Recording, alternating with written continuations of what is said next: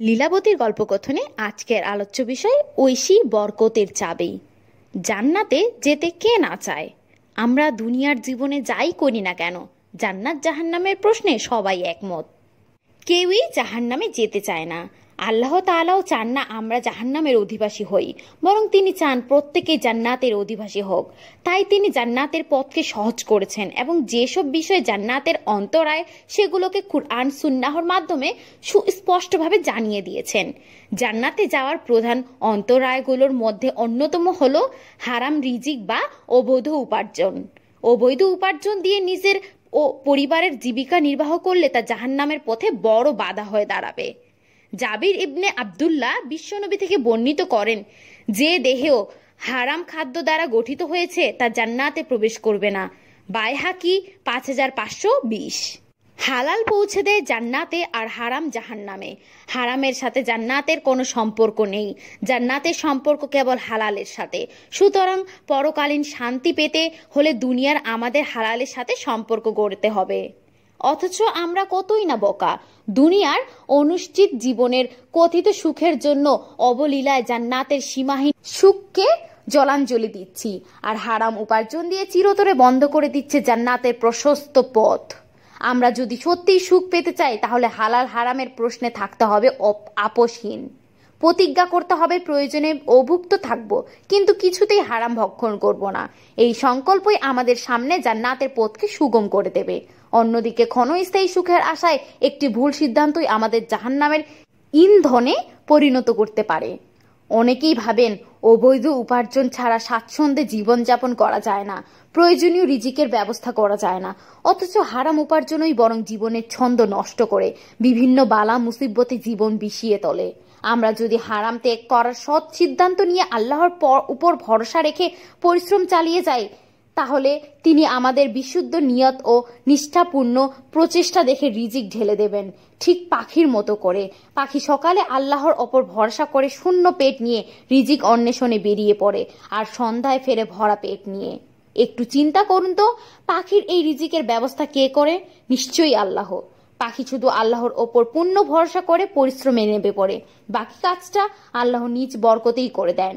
আমরা যদি আল্লাহর ওপর তাওয়াক্কুল করে পরিশ্রম চালিয়ে যেতে পারি, তবে আল্লাহ আমাদেরও উত্তম রিজিক দান করবেন। মহান আল্লাহ রাব্বুল আলামিন বলেন, এবং তাকে এমন স্থান থেকে তিনি রিজিক দান করবেন যা সে ধারণাও করে না। আর যে আল্লাহর ওপর ভরসা করে তার কর্ম সম্পাদনের জন্য আল্লাহই যথেষ্ট।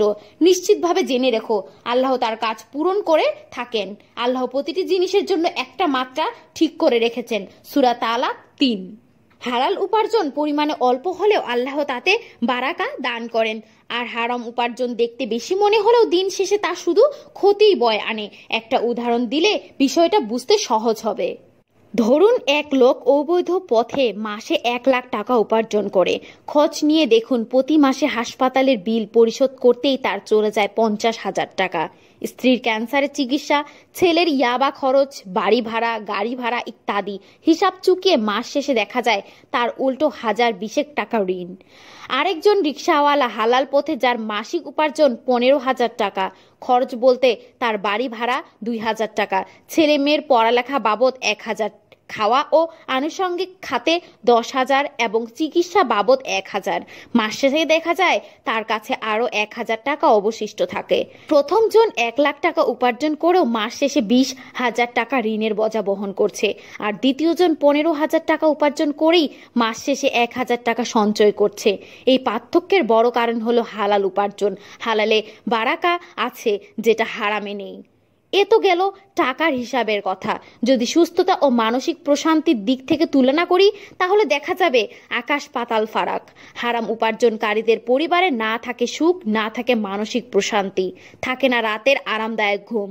অধিকাংশ ক্ষেত্রেই দেখা যায় তাদের পরিবারে কেউ না কেউ দুরারোগ্য রোগে আক্রান্ত। ছেলে হয়তো মাদকাসক্ত, মেয়ে বেআরা, স্ত্রী পরকীয়ায় মত্ত, নিজের ডায়াবেটিস, উচ্চ রক্তচাপ ইত্যাদি এই ধরনের নানান সুখ বিনাশী সমস্যায় জর্জরিত থাকে তাদের সংসার। সুখ পাখি যেন তাদের আশপাশ দিয়েও চলে না। অন্যদিকে হালাল উপার্জনকারী রিকশাওয়ালার বাড়িতে সম্পদের প্রাচুর্য চোখে না পড়লেও সেখানে দেখা মেলে স্বর্গীয় সুখের উজ্জ্বল সোনালী আভা।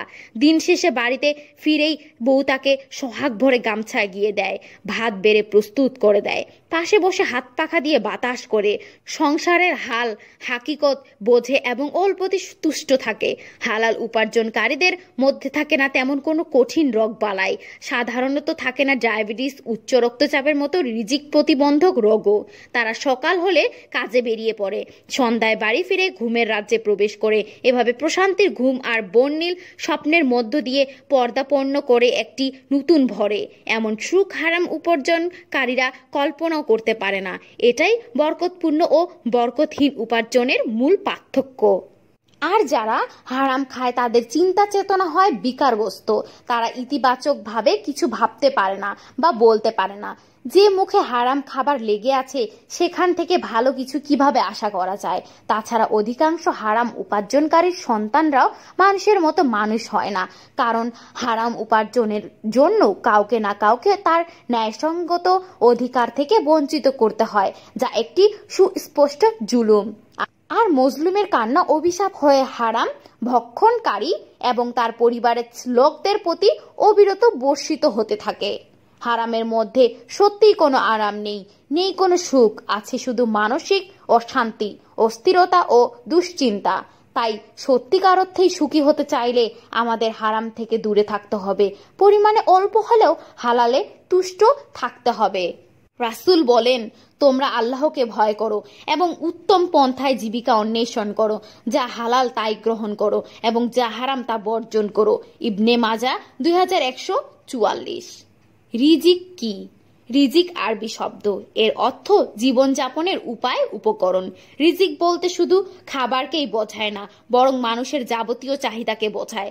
মানুষ যা খায়, যা পরে, যা ভোগ উপভোগ করে সবই রিজিকের অন্তর্ভুক্ত। তাই হারাম উপার্জন দিয়ে যা কিছুই ভোগ করা হোক না কেন সবই হারাম রিজিক বলে বিবেচিত হবে।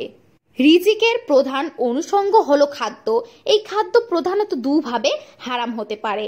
এক, আল্লাহর ঘোষণার মাধ্যমে, যেমন মদ, শূকরের গোশত, রক্ত, আল্লাহ ছাড়া অন্য কারো নামে জবাইকৃত পশুর গোশত ইত্যাদি। দুই, খাদ্য নিজে হালাল কিন্তু হারাম উপার্জন দিয়ে ক্রয় করার মাধ্যমে, যেমন রুটি একটি হালাল খাদ্য কিন্তু তা হারাম উপার্জন দিয়ে ক্রয় করলে রুটিও হারাম হয়ে যায়।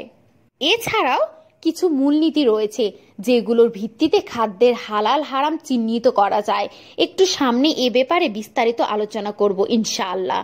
হালাল খাদ্য সব সময় পরিবেশ বান্ধব, স্বাস্থ্যসম্মত, রুচিশীল, এটাতে কোনো ভেজাল থাকে না। হালাল অল্প খেলেও তৃপ্তি আসে, কারণ এর মধ্যে থাকে বরকত। এজন্য আল্লাহ তাআলা বলেন, হে মানুষ সকল, পৃথিবীতে যত হালাল ও পবিত্র খাবার রয়েছে তা খাও, কিন্তু শয়তানের অনুসরণ করো না, নিশ্চয়ই সে তোমাদের প্রকাশ্য শত্রু। সূরা বাকারা 168। এই আয়াতে হালাল রিজিকের সাথে শয়তানের প্রসঙ্গ আনার কারণ হলো শয়তান মানুষের সামনে হারাম রিজিককে সুশোভিত করে উপস্থাপন করে, বোঝাতে চায় হারামই আরাম। তাই মানুষ শয়তানের ফাঁদে পড়ে হারাম পথে পা বাড়ায় এবং ধীরে ধীরে পাপ সাম্রাজ্যের গভীর থেকে গভীরে প্রবেশ করে। অনেকেই হারাম উপার্জন দিয়ে হালাল খাবার খোঁজেন। ব্যাপারটা খুবই হাস্যকর। এটা নিজের সাথে এক ধরনের প্রতারণাও বটে। হোটেলে মুরগি খান না, মৃত মুরগি বিক্রির সম্ভাবনা আছে বলে। গরু খান না, কুকুরের গোশত গরুর নামে চালিয়ে দেওয়ার আকাঙ্ক্ষা আছে বলে।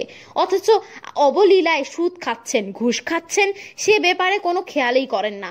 যে কাপড় পরে আছেন, যে গাড়িতে চড়ে এসেছেন, এমনকি যে টাকা নিয়ে খেতে এসেছেন সেটাও অন্যের হক মারার টাকা। এগুলো যে আরো ভয়ানক হারাম তা যেন মনেই আসে না। অনেকে তো হারামের টাকা দিয়ে হজ উমরাও করে এসে বিশাল হাজি সাহেব বনে যায়, অথচ তারা জানে না উপার্জন হালাল না হলে কোনো দুআ আর ইবাদতই কবুল হয় না। বিশ্বনবী এক লোকের উদাহরণ দিয়ে বলেন, এক লোক সফরে বের হয়, দীর্ঘ পথ। এক সময় তার শরীরের ক্লান্তি এসে ভর করে, চুল এলোমেলো হয়ে পড়ে, সারা শরীর ধুলোয় ধূসরিত হয়ে যায়, ধুলির আস্তরে ঢাকা পড়ে তার পোশাক।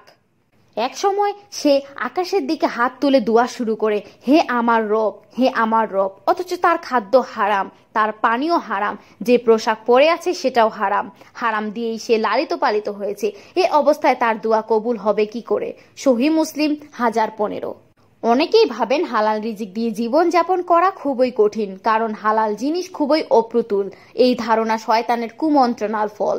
প্রকৃত অর্থে আল্লাহর দুনিয়ায় অল্প কিছু ক্ষতিকারক জিনিস বাদ দিয়ে সবকিছুই হালাল। আমরা যদি এই স্বল্প সংখ্যক হারাম থেকে বেঁচে চলতে পারি, তাহলে অবলীলায় আমরা হালাল রিজিক দিয়ে জীবন সাজাতে পারবো। রাসূল দোয়া করতেন, হে আল্লাহ, হালালকে আমার জন্য যথেষ্ট করুন, হারাম থেকে দূরে রাখুন, আপনার অনুগ্রহে অন্যের মুখাপেক্ষী হওয়া থেকে আমাকে রক্ষা করুন। জামে আত-তিরমিজি 1486। হালাল হারামের মূলনীতি। সুস্থ ও সুন্দর জীবনযাপনের নিশ্চয়তা, পার্থিব জীবনে মানুষের অধিকার ও মর্যাদা রক্ষা এবং আল্লাহ তাআলার প্রতি বান্দার আনুগত্যের মান যাচাইয়ের সীমারেখা স্বরূপ হালাল হারামের বিধান প্রণয়ন করা হয়েছে। হালাল হারামের কিছু মূলনীতি রয়েছে, যেগুলো জানলে খুব সহজেই আমরা বুঝতে পারবো কোনটি হালাল আর কোনটি হারাম। এই মূলনীতিগুলো আমি খুব সহজ করে উপস্থাপনের চেষ্টা করব ইনশাআল্লাহ। মৌলিকভাবে সবকিছুই হালাল। মৌলিকভাবে সবকিছু বৈধতার সুতোয় বাঁধা। পৃথিবীতে সবকিছুই মৌলিকভাবে হালাল বা বৈধ। কোনো কিছুকে হালাল সাব্যস্ত করতে দলিল লাগে না, কিন্তু হারাম সাব্যস্ত করতে দলিল লাগে, আর সেটি হতে হয় অকাট্য দলিল। কিন্তু কোনো বিষয়ে যদি অকাট্য কোনো ঘোষণা প্রমাণিত না হয়, কিংবা কোনো দলিল থেকে যদি সুস্পষ্টভাবে কোনো জিনিসের হারাম হওয়ার কথা সন্দেহাতীত ভাবে জানা না যায়, তাহলে তার মৌল অবস্থা মুবাহ তথা বৈধ হিসেবে স্বীকৃতি থাকবে, তাকে হারাম বলা যাবে না। সহজ কথায়, যার হারাম হওয়ার পক্ষে দলিল নেই তাই হালাল। সুতরাং নির্দিষ্ট দলিল ব্যতীত কোনো জিনিসকে নিজ থেকে হারাম সাব্যস্ত করার সুযোগ নেই। একই সঙ্গে কোনো জিনিসের হারাম সাব্যস্ত হওয়ার পক্ষে দলিল না পাওয়া গেলে তা আমাদের জন্য সুস্পষ্ট হালাল। আমরা কোনোভাবেই তাকে হারাম বলতে পারবো না। বিচার বিশ্লেষণ ছাড়া অতি উৎসাহী হয়ে যারা কথায় কথায় শুধু হারাম হারাম বলে ফতোয়া দেয়, তাদের ভৎসনা করে রাসূল বলেন, ধ্বংস তাদের যারা আল্লাহ যেটাকে হালাল করেছে সেটাকে আগ বাড়িয়ে হারাম বলে অভিহিত করে। এই কথাটি তিনি 3 বার বলেন। সুনানে আবু দাউদ 4608। মৌলিকভাবে আল্লাহর সৃষ্ট সব জিনিসই যে হালাল তা কোনো মন গড়া কথা নয়। কুরআনুল কারিমের অনেক আয়াতে এর সপক্ষে সুস্পষ্ট ঘোষণা রয়েছে, যেমন তিনি সেই মহান সত্তা যিনি পৃথিবীতে যা কিছু আছে সবকিছুই তোমাদের ভোগ ও ব্যবহারের জন্য সৃষ্টি করেছেন। সূরা বাকারা 29। হালাল অসীম আর হারাম সসীম। হালালের পরিধি ব্যাপক, হারামের পরিধি সীমিত। হাতে গোনা অল্প কিছু জিনিস হারাম, বাকি সবকিছুই হালাল। হালালের গণ্ডিতে থেকে জীবনের সব চাহিদা মেটানো সম্ভব। হারামের দিক থেকে হাত বাড়ানোর প্রয়োজন নেই। আল্লাহ কুরআনের যত জায়গায় হালালের ঘোষণা দিয়েছেন, তত জায়গায় ব্যাপক অর্থে শব্দ ব্যবহার করেছেন। আল্লাহ তাআলা বলেন, তোমাদের গৃহপালিত সকল পশু হালাল, কেবল সামনে যেগুলো জানানো হবে সেগুলো ছাড়া। সূরা মায়েদা 1। সাগরের ক্ষেত্রেও একই কথা। তোমাদের জন্য সমুদ্রের প্রাণী শিকার এবং তা খাওয়া হালাল করা হয়েছে। যেখানে তোমরা অবস্থান করবে সেখানে তা খেতে পারো এবং কাফেলার জন্য পাথেয় হিসেবে নিয়ে যেতেও পারো। সূরা মায়েদা 96। এই আয়াতগুলোতে আমরা দেখতে পাচ্ছি হালাল ঘোষণার ক্ষেত্রে মহান আল্লাহ তাআলা ব্যাপক অর্থে শব্দ ব্যবহার করেছেন, কিন্তু যখন তিনি হারাম ঘোষণা করেছেন তখন নাম ধরে ধরে নির্দিষ্ট করে ঘোষণা করেছেন। অর্থাৎ হালাল ঘোষণা করেছেন ব্যাপকভাবে আর হারাম ঘোষণা করেছেন নির্দিষ্ট করে। যেমন তিনি বলেছেন, মৃত প্রাণী খাওয়া হারাম, রক্ত খাওয়া হারাম, শূকর খাওয়া হারাম, আল্লাহর নাম ছাড়া অন্য নামে জবেহ দেওয়া হয়েছে এমন প্রাণী খাওয়া হারাম, সিংহের গুতোয় মৃত্যুবরণ করা প্রাণী খাওয়া হারাম। সূরা মায়েদা 3। এরকম নাম ধরে অল্প কয়েকটা জিনিস হারাম করা হয়েছে, বাদ বাকি সবকিছু হালাল। এই হালাল হারামের ব্যাপারটা যদি বিবাহের ক্ষেত্রে দেখি, তাহলে দেখা যাবে একজন মুসলিমের জন্য যে কোনো দেশের যে কোনো মুসলিম নারীকে বিবাহ করা হালাল। কিন্তু যদি জিজ্ঞেস করা হয় কাকে কাকে বিবাহ করা হারাম, সেই ক্ষেত্রে আল্লাহ তাআলা গুনে গুনে 14 জনের নাম বলে দিয়েছেন।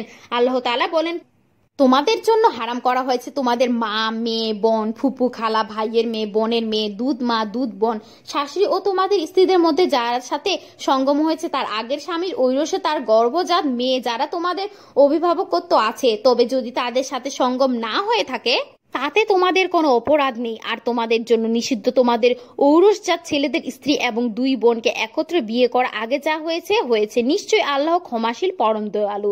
সূরা নিসা 23। যে কোনো হারামের ঘোষণা যে নির্দিষ্ট করে দেওয়া হয়েছে নিচের আয়াতটি তার বড় প্রমাণ। হে ঈমানদারগণ, মদ, জুয়া, মূর্তি পূজার বেদী ও ভাগ্য নির্ণায়ক ষড়সমূহ এ সমস্তই হচ্ছে ঘৃণ্য শয়তানি কার্যকলাপ। এগুলো থেকে দূরে থাকো, আশা করা যায় তোমরা সফলতা লাভ করবে। সূরা মায়েদা 90। সাধারণত তিনটি কারণে ইসলাম কোনো জিনিসকে হারাম ঘোষণা করে।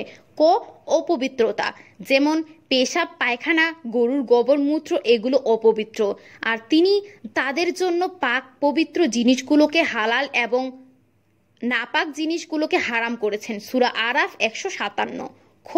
অশ্লীলতা, যেমন অশ্লীল গান, নাটক, সিনেমা, পর্নোগ্রাফি দেখা হারাম, কারণ এগুলো সামাজিক জীবনে মানুষকে অস্থিরতা, বিশৃঙ্খলা ও অন্যায়ের দিকে ধাবিত করে। হে নবী, তাদের বলে দাও, আল্লাহ যেসব জিনিস হারাম করেছেন সেগুলো হচ্ছে প্রকাশ্য ও গোপন অশ্লীলতা। সূরা আরাফ 33। ক্ষতিকারক, যেমন ইয়াবা সেবন, মদ খাওয়া, সিগারেট খাওয়া ইত্যাদি বিষয়গুলো শারীরিক ও মানসিক স্বাস্থ্যের জন্য ক্ষতিকর। নিজের হাতে নিজেকে ক্ষতির মুখে নিক্ষেপ করো না, অনুগ্রহ প্রদর্শনের পথ অবলম্বন করো, কেননা আল্লাহ অনুগ্রহ প্রদর্শনকারীদের ভালোবাসেন। সূরা বাকারা 195। রাসূল বলেন, ক্ষতি করা বা ক্ষতিগ্রস্ত হওয়া উভয়টি পরিত্যাজ্য। সুনানে ইবনে মাজাহ 2341। পৃথিবীতে যত জিনিস হারাম ঘোষিত হয়েছে তার প্রত্যেকটিতে এই তিনটি কারণে অত্যন্ত একটি কারণ রয়েছে। হারামের পথে ধাবিত করে এমন জিনিসও হারাম। হত্যা করা হারাম আর পরামর্শ করা হালাল, কিন্তু যদি এই পরামর্শ করা হয় কাউকে অন্যায়ভাবে হত্যা করার জন্য, তাহলে এই পরামর্শ করাও হারাম, কারণ এই পরামর্শই ব্যক্তিকে হারামের পথে উদ্বুদ্ধ করেছে। একইভাবে মুচকি হাসি দেওয়া সুন্নত, কিন্তু এই মুচকি হাসি যদি হয় কোনো বেগানা নারী বা পুরুষকে আকর্ষণ করার জন্য, তাহলে মুচকি হাসি দেওয়াও হারাম, কারণ এই মুচকি হাসি তাকে আস্তে আস্তে হারামের দিকে ধাবিত করে। কোনো নারী যদি বেগানা পুরুষকে দেখে মুচকি হাসি বিনিময় করে, তাহলে পুরুষ তার দিকে আকৃষ্ট হয়, শুরু হয় নতুন পাপের যাত্রা। তারপর ফেসবুক আইডি পরিদর্শন, একটু একটু হাই হ্যালো, কুশল বিনিময়, কেমন আছো, কি করছো, খোঁজ খবর গ্রহণ, এইভাবেই আস্তে আস্তে সাবলীল হয় স্বাভাবিক কথাবার্তা। কয়েকদিনের মধ্যেই টেক্সট চ্যাটিং থেকে প্রমোশন হয় অডিও চ্যাটিং এ, তারপর ভিডিও চ্যাটিং, এর পরের ধাপ সশরীরে সাক্ষাৎ, ততঃপর বেবিচার কিংবা ধর্ষণের মতো মারাত্মক অপরাধ সংঘটন। এভাবেই ধাপে ধাপে প্রস্তুত হয় একটি হারাম কাজের প্লট। মানুষ সরাসরি হারামে খুব একটা জড়ায় না, বিভিন্ন স্তর অতিক্রম করার মধ্য দিয়ে চূড়ান্ত হারামের দিকে ধাবিত হয়। জিনার প্রথম ধাপ শুরু হয় চোখের জিনা দিয়ে, তারপর হাতের জিনা, মুখের জিনা, পায়ের জিনার পর্যায় পার হয়ে শেষ হয় চূড়ান্ত জিনা দিয়ে। আবু হুরায়রা বলেন, রাসূলুল্লাহ বলেছেন, আদম সন্তানের জন্য তাকদীরে জিনার অংশ যতটুকু নির্ধারণ করা হয়েছে ততটুকু অংশ সে অবশ্যই পাবে। 2 চোখের জিনা তাকানো, কানের জিনা যৌন উদ্দীপ্ত কথা শোনা, মুখের জিনা অশ্লীল আবেগ উদ্দীপ্ত কথা বলা, হাতের জিনা বেগানা নারীকে খারাপ উদ্দেশ্যে স্পর্শ করা, আর পায়ের জিনা বেবিচারের উদ্দেশ্যে অগ্রসর হওয়া, এবং মনের জিনা হলো অবৈধভাবে বেগানা পুরুষ নারীকে চাওয়া ও প্রত্যাশা করা, আর অবশেষে লজ্জা স্থান এসবকে সত্য বা মিথ্যায় প্রতিপন্ন করে। সহিহ বুখারী 6243।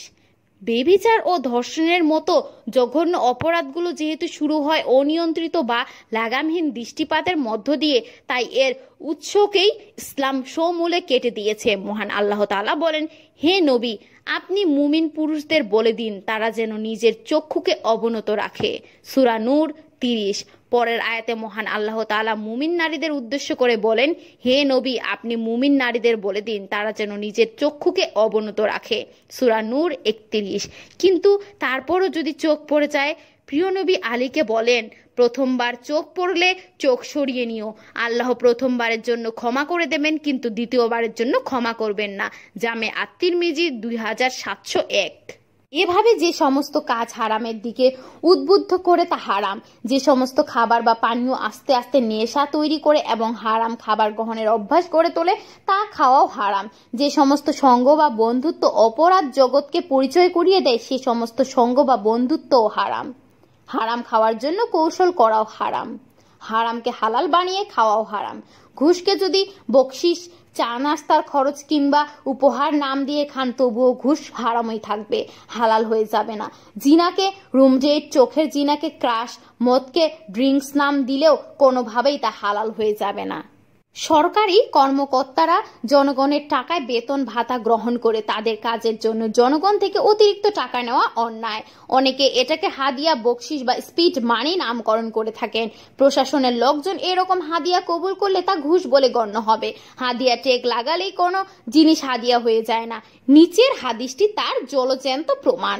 বনু আসাদ গোত্রের এক ব্যক্তিকে রাসূল জাকাতের সম্পদ উত্তোলনের কাজে নিয়োগ দেন। কাজ থেকে ফেরার পর সে বলল, এ হচ্ছে জাকাতের সম্পদ আর এগুলো আমাকে হাদিয়া দেওয়া হয়েছে। তখন নবীজি মিম্বারে দাঁড়িয়ে আল্লাহর প্রশংসা ও গুণ কীর্তনের পর বললেন, আমার প্রেরিত কর্মচারীর কি হলো? সে বলে, এটা জাকাতের সম্পদ আর এটা সে হাদিয়া স্বরূপ পেয়েছে। সে জাকাত উত্তোলনের কাজে না গিয়ে তার বাপ মার ঘরে বসে দেখতে পারে তাকে হাদিয়া দেওয়া হয় কিনা। আল্লাহর কসম করে বলছি, তোমাদের কেউ খেয়ানত করলে তা নিজের কাঁধে নিয়েই নিয়ামতের ময়দানে উপস্থিত হবে। উট, গরু বা ছাগল যাই হোক, সেগুলো আওয়াজ করতে থাকবে। এরপর প্রিয় নবী উভয় হাত উত্তোলন করে দুবার বললেন, হে আল্লাহ, আমি পৌঁছে দিয়েছি। হাত উত্তোলনের কারণে রাসূল এর বগলের শুভ্রতা আমরা দেখতে পেলাম। সহিহ বুখারী 883।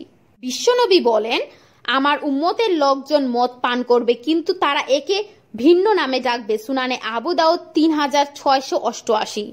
দাউদের সময় বনি ইসরায়েলের একটি জনপদ সমুদ্র উপকূলে বসবাস করত। তাদের প্রধান পেশা ছিল সাগরে মাছ শিকার করা।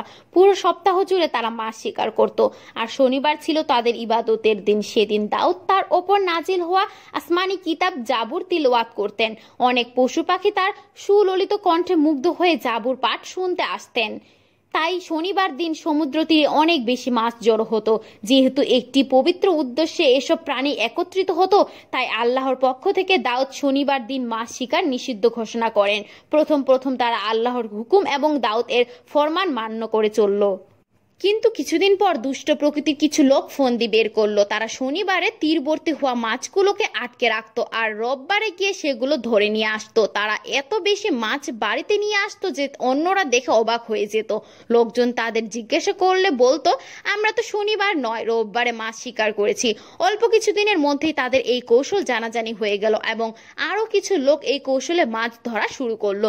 কেউ কেউ সাগর তীরে গর্ত খনন করে ঝোপঝাড় দিয়ে জাল পাততে লাগলো। শনিবার মাছগুলো গর্তের ভেতর জমা হলে তারা সেটার মুখ বন্ধ করে দিত আর রোববার মাছগুলো ধরে নিয়ে আসতো। আদেশ না মেনে কৌশল করে হারামকে হালাল বানানোর কারণে আল্লাহ তাআলা তাদের শাস্তি স্বরূপ অভিশপ্ত বানরে রূপান্তর করে দেন। আল্লাহ তাআলা ইরশাদ করেন, নিজেদের জাতির সেই সব লোকের ঘটনা তো তোমাদের জানাই আছে, যারা শনিবারের বিধান ভেঙেছিল।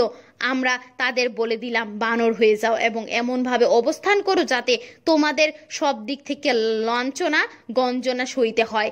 এভাবে আমরা তাদের পরিণতিকে সমকালীন লোকদের এবং পরবর্তী বংশধরের জন্য শিক্ষণীয় এবং যারা আল্লাহকে ভয় করে তাদের জন্য মহান উপদেশে পরিণত করেছি।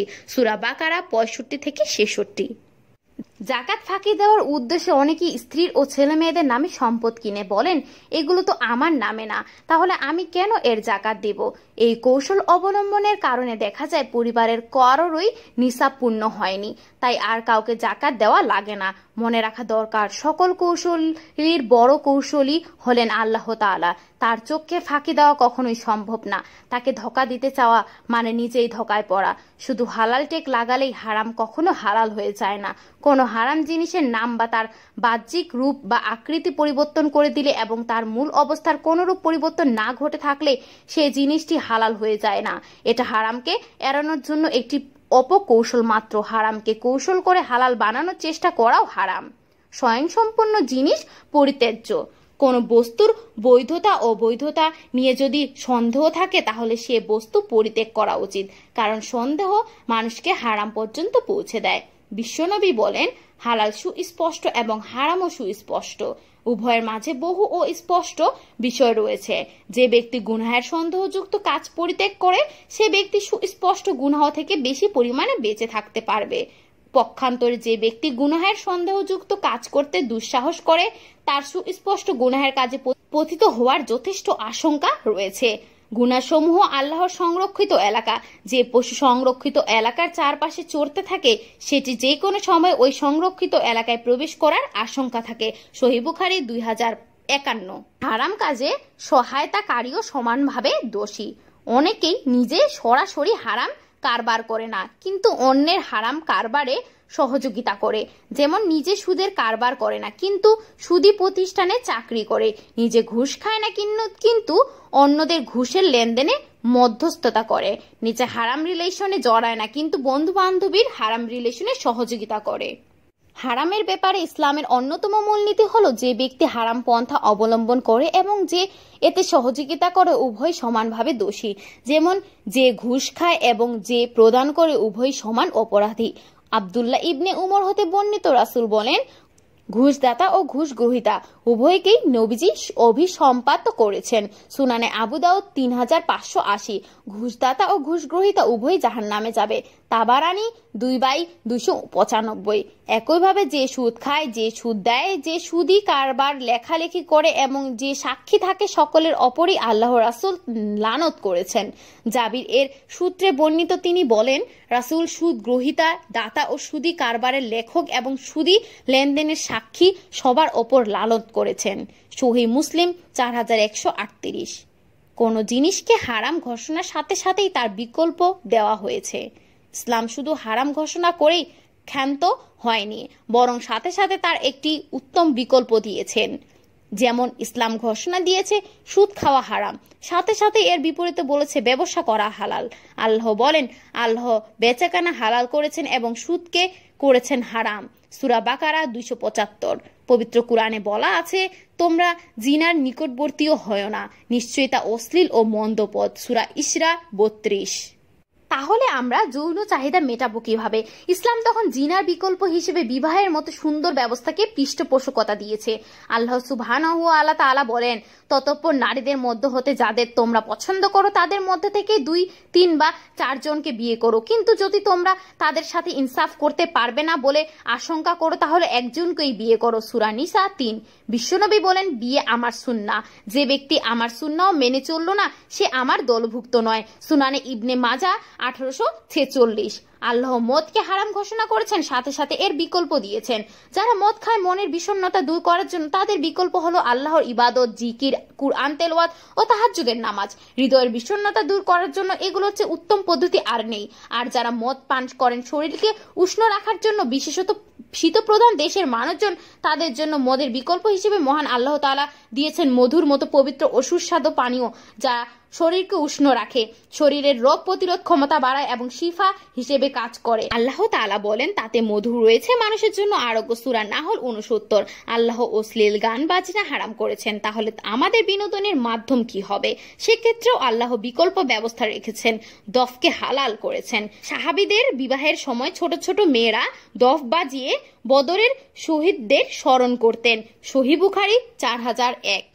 সুবহানাল্লাহ, ইসলাম কত সুন্দরভাবে প্রত্যেকটি জিনিসের মাঝে ভারসাম্য রক্ষা করেছে। একটিকে হারাম করেছে তো আরেকটি বিকল্প হাতে ধরিয়ে দিয়েছে, এর নামই ইসলাম। হালালকে হারাম অথবা হারামকে হালাল মনে না করা। হালাল ও হারাম সুস্পষ্ট। হালাল হারাম নির্ধারণের ক্ষমতা একমাত্র আল্লাহ তাআলারই। কোনো মানুষ হালাল হারামের নির্ধারক নন। এর বিপরীত মনোভাব পোষণ করা আল্লাহর বিধান অস্বীকারের নামান্তর।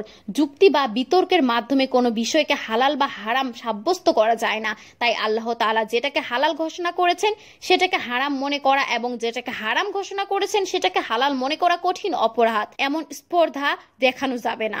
স্ত্রীদের সাথে মনোমালিন্যকে কেন্দ্র করে বিশ্বনবী একবার ঘোষণা দিলেন, আজ থেকে আমি আর মধু খাবো না এবং মধু খাওয়াকে আমার জন্য হারাম ঘোষণা করলাম। সঙ্গে সঙ্গে আল্লাহ তাআলা নবীজিকে দিক নির্দেশনা দেওয়ার মাধ্যমে পুরো মানব জাতিকে এই মূলনীতিটি শিক্ষা দিলেন যে হালালকে হারাম অথবা হারামকে হালাল করা যাবে না। আল্লাহ বলেন, হে নবী, আল্লাহ যে জিনিস হালাল করেছেন তা তুমি হারাম করছো কেন? তা কি এজন্য যে তুমি তোমার স্ত্রীদের সন্তুষ্টি চাও? আল্লাহ অত্যন্ত ক্ষমাশীল ও মেহেরবান। সূরা তাহরিম 1। আব্দুল্লাহ ইবনে আব্বাস হতে বর্ণিত, রাসূল বলেন, আল্লাহ যেটাকে হালাল ঘোষণা করেছেন তা হালাল আর আল্লাহ যেটাকে হারাম ঘোষণা করেছেন তা হারাম। আর যেটার ব্যাপারে তিনি নিশ্চুপ থেকেছেন সেটা অনুমোদিত, অর্থাৎ সেটার ব্যাপারে কোনো জিজ্ঞাসাবাদ হবে না, বরং সেটা সঙ্গত হিসেবে ক্ষমা করে দেওয়া হবে। আবু দাউদ 3800। হালাল হারাম সকলের জন্য সমান। ইসলামে হালাল হারামের বিধান সবার জন্য একরকম। কোন জিনিস এক দেশের লোকদের জন্য হারাম আর অপর দেশের লোকদের জন্য হালাল, কিংবা অনারবদের জন্য নিষিদ্ধ আর আরবদের জন্য অনুমোদিত, শ্বেতাঙ্গদের জন্য বৈধ আর কৃষ্ণাঙ্গদের জন্য অবৈধ, ইসলামে এমনটা কল্পনাই করা যায় না।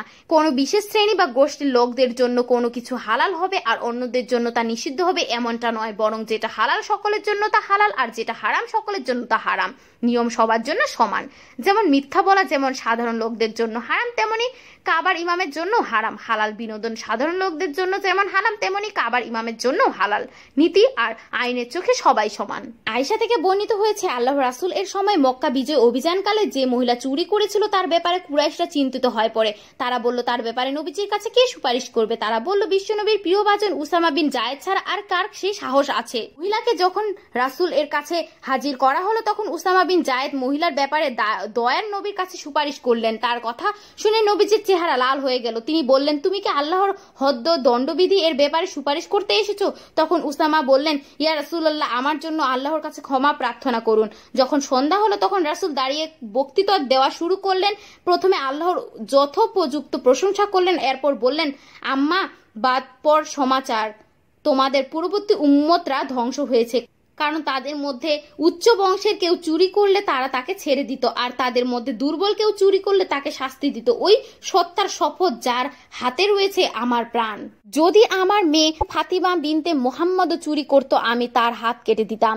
এরপর ওই মহিলার হাত কাটার নির্দেশ দিলেন এবং তার হাত কাটা হলো। সহিহ বুখারী 6788। জরুরি প্রয়োজনে হারাম কখনো কখনো হালাল হয়ে যায়। হালালের বিধান রক্ষা করতে গেলে যদি প্রাণনাশের আশঙ্কা থাকে অথবা নিরুপায় হয় অথবা এমন বিশেষ কোনো প্রয়োজন যেটাকে ইসলামী শরিয়ায় জরুরত বলে অভিহিত করে, এমন পরিস্থিতিতে বাধ্য হয়ে হারাম গ্রহণ করলে পাপ নেই, তবে সেক্ষেত্রে ততটুকুই গ্রহণ করা যাবে যতটুকু না হলেই নয়। যেমন খাবারের অভাবে প্রাণ অষ্টাগত কোনো লোক যদি জীবন বাঁচাতে শূকরের গোশত খায় তখন সেটা অনুমোদনযোগ্য হিসেবে বিবেচিত হবে। সে ক্ষেত্রে ন্যূনতম প্রয়োজন পরিমাণ খাওয়া যাবে, উদরপূর্তি করে খাওয়া যাবে না। আল্লাহ তাআলা ইরশাদ করেন, কিন্তু যে ব্যক্তি নিরুপায় হয়ে পড়েই সে অবস্থায় সে অবাধ্য নয় এবং সীমালঙ্ঘনকারীও নয়, তার জন্য পাপ নেই, জীবন রক্ষার্থে খেতে পারে এবং নিশ্চয়ই আল্লাহ ক্ষমাশীল করুণাময়। সূরা বাকারা 173। উল্লেখিত মূলনীতি সমূহ মাথায় রাখলে হালাল হারামের পার্থক্য এবং সেই অনুযায়ী রিজিক অন্বেষণ করা আমাদের জন্য সহজ হবে। অনেকে মনে করে থাকেন শুধু খাবারের ক্ষেত্রেই হালাল হারাম প্রযোজ্য। মূলত ব্যাপারটি এমন নয়। মুমিন জীবনের প্রতিটি পদক্ষেপ, প্রতিটি অঙ্গন এবং প্রতিটি কার্যক্রমই হালাল দিয়ে ঢেলে সাজতে হবে এবং হারাম থেকে নিরাপদ দূরত্ব বজায় রাখতে হবে। খাবার পানীয় থেকে শুরু করে আয় রোজগার, পেশা নির্বাচন, পোশাক পরিচ্ছদ, সম্পর্ক, বিনোদন সবকিছুই হতে হবে হালালের গণ্ডি ও সীমারেখার মধ্য থেকে। যেহেতু হালাল আনলিমিটেড, তাই পছন্দ অনুযায়ী হালাল নিয়ামত আমরা স্বাচ্ছন্দ্য উপভোগ করতে পারি। হালাল বস্তু থেকে নিজেকে বঞ্চিত করা ঠিক নয়, আবার হালাল বস্তু থেকে উপকৃত হওয়ার ক্ষেত্রে বাড়াবাড়ি কিংবা অপচয় করাটাও উচিত নয়। হারাম মানুষের অন্তর আত্মাকে নষ্ট করে বিভৎস আস্থা কুড়ে নিক্ষেপ করে, মানুষের বিবেককে ধ্বংস করে পরিণত করে নীতি বিবর্জিত এক এলিট পশুতে। হারাম উপার্জন মানুষকে এতটাই লোভী ও আত্মকেন্দ্রিক করে ফেলে, স্বার্থের জন্য তারা সবকিছুকেই তুচ্ছ মনে করে। তারা দেশ ও জাতির স্বার্থ বিকিয়ে দেয়, মানুষের ওপর জুলুম করে মানুষকে ঠকায়, গরিবের হক মেরে খায়। তাই হারাম ভক্ষণকারীর শেষ পরিণত হয় ভয়াবহ। অন্যদিকে হালাল হলো ঐশী বরকতের চাবি, পবিত্রতার প্রতীক। হালাল অন্বেষণকারীরা হয় নীতিবান, সম্মানী, তারা বেঁচে থাকে মানুষের ভালোবাসায়, সমাদৃত হয় সকল শ্রেণীর মানুষের হৃদয়ে, আর পরকালে তাদের জন্য প্রস্তুত থাকবে সুশোভিত জান্নাত। আসুন আজ থেকে হারামকে না বলি এবং হালাল দিয়ে জীবনের প্রতিটি অঙ্গন সাজিয়ে তুলি। আরশের অধিপতির বরকতের চাদরে আচ্ছাদিত হয়, উপভোগ করি মন ও দৈহিক প্রশান্তি। বইটি অনেক ভালো। বইটির পারচেস লিঙ্কটি ডিসক্রিপশন বক্সে দেওয়া আছে, আর রকমারি থেকে বই কিনলে পাবেন আপ টু 40% ডিসকাউন্ট। রিফান্ড লিঙ্কটিও ডিসক্রিপশন বক্সে দিয়ে দিয়েছি। আর আমার চ্যানেলটি সাবস্ক্রাইব করতে ভুলবেন না।